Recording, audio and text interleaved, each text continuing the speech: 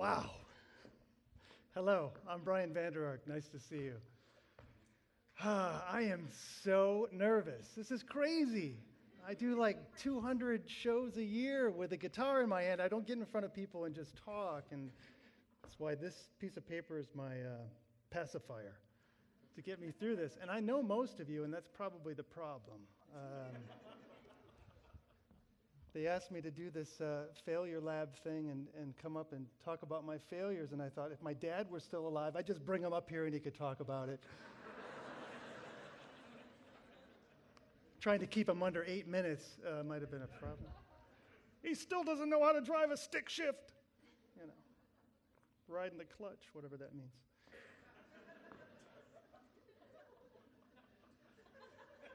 So I'm familiar with this area quite well. I'm from Grand Rapids, and my band, the Verve Pipe, we recorded at Station C Studios, which is just down the street. It used to be. It's no longer there, on the corner of Wealthy and Diamond. And what we did was, this was 1992, so we found investors, and we got people to invest in 2 CDs that we were going to put out, and we did over the course of a couple years. And we traveled around Michigan, all of the college towns, and we sold CDs after our shows out of the back of our van. Essentially, we sold 20 to 25,000 CDs that way. So it was very successful for us in the early days. And successful enough that we got some attention from some record labels. About 6 or 7 labels came out to see us, and all of them passed a couple times. And then RCA came out, and they wanted to sign us. And it was a very exciting time for us in the 90s to be signed by a major label, especially one with such a great history to it. So we signed with RCA Records, and they introduced us to Jerry Harrison, who some of you might recognize Jerry's name from the Talking Heads. I was a huge Talking Heads fan. Jerry was going to produce our debut album for RCA Records, and Jerry was a terrific producer. Basically a producer takes your songs and decides what instrumentation is going to be on them and what songs are going to be chosen. So I was very nervous about working with somebody like this.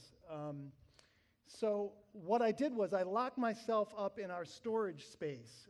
And back in the 90s, I don't know if bands still do this, but what you did was, if you're familiar with the show Storage Wars at all, basically bands had storage spaces that they put all their equipment, but they rehearsed in there too.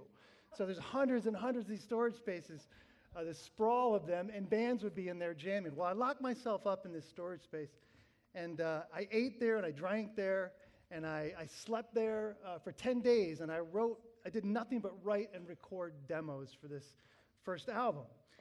I came out dirty, of course, and I had this collection of songs, and I sent the songs to my label and to my band and to Jerry Harrison, and they all liked it, so we drove out to California, Sausalito, and we lived on houseboats, and we recorded our debut album for RCA called Villains.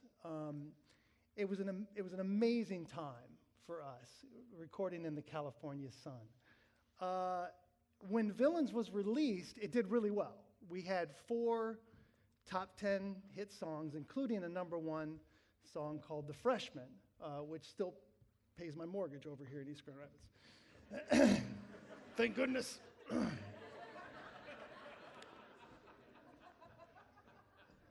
The Freshman was a tremendous hit for us. It propelled our CD sales to over 1 million. It was about 1.5 million, and we toured all over the world. We played Letterman and Leno, and it was a tremendous time to be in a band.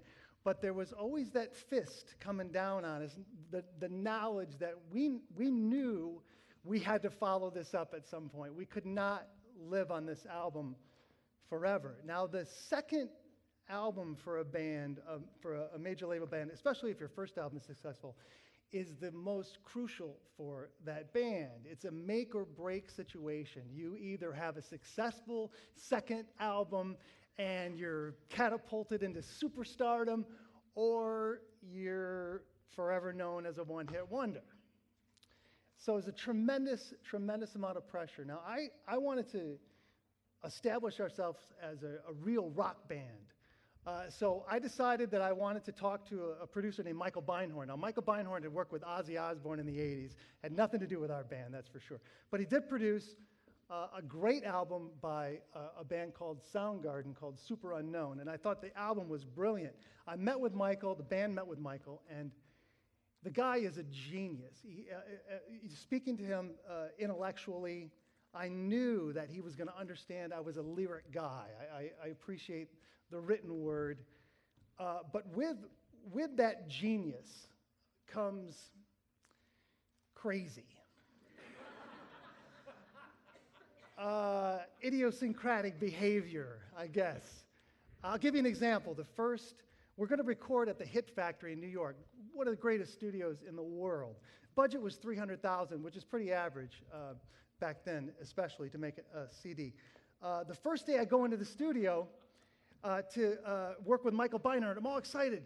I'm going to go in the studio, and I talk to the receptionist, and I say, well, what's going on today? And she's, well, Michael's not here today because they're erecting the tent in the control room today. Like, what does that even mean, erecting the tent? So I go to the control room door, and it's a big oak door, soundproof door, and I open it up, and you're supposed to see the control room. But you have to open up the flaps to this big military tent that he had constructed. It was like the set of MASH. Right? So every day in the studio, Michael would come in, and he'd be chomping on a cigar, and he was like patting in there, barking orders and this and that, which was very intimidating, I think, to a lot of the band. Now, I was in the military for about 4 years, so it didn't bother me as much. I felt like Michael was trying to get something out of us the entire time, and I appreciated that push and pull that he brought to us. Now, Michael never let me sing a song in the studio less than 100 times. I would sing the song, we'd go through all the tracks, 48 tracks, and then I'd have to re-sing them again, I'd re-sing them again, and then he would choose one or two, and he'd say, now sing it like that a dozen more times, and we'll get the take. And that's the absolute truth. We finally finished the album. What should have taken 3 months and $300,000 was more like 8 months and close to $1 million for this record. Now, it's okay if you're Britney Spears to spend that kind of money, but not if you're the Verve Pipe.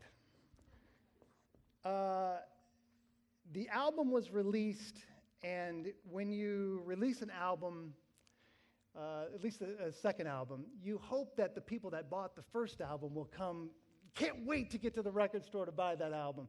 So a very successful album will debut, a second album will debut at about 100,000, and that'll be a #1 debut. And you hope that you can realistically sell 30 or maybe 40,000 records.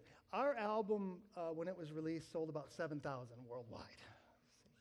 Huge, huge failure, a huge disappointment.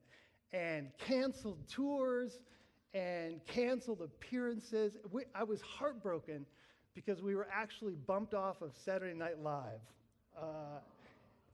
Thank you for that. I've waited years to have a group of people go, oh, for that bit of news. Honestly, I got to say, but who's to blame for this? Is it RCA? Some were, there was a buzz about, well, RCA dropped the ball. I handed them, or the band handed them, a 400-pound bowling ball covered in grease. This album was absolutely not going to work. I couldn't blame Michael, because the fact is that the songs weren't there. I was writing songs with electronic equipment I had no business writing. I needed to get back to that storage space, I'm sure, to write those songs. So that to me is by far my biggest failure. As of today, Villains is up. Worldwide sales are around 3 million. Thank goodness for that. This second album, they stopped selling at about 30,000 worldwide. In fact, they stopped printing them years ago. RCA did, and now, when we play shows and we want to sell that album, we actually have to go and buy the albums from someone on eBay.